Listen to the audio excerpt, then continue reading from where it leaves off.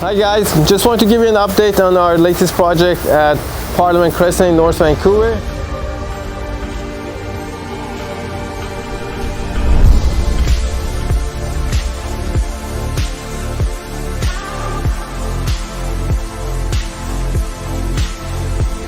As you can see, we have successfully poured concrete for foundation footing, and we have stripped the forms.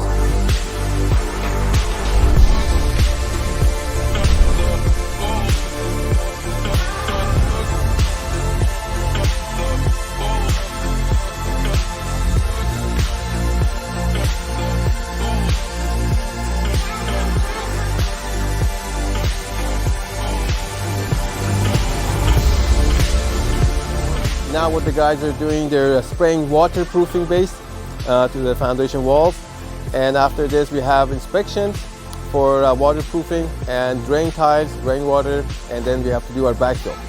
We will keep you posted on this project. Have a good day.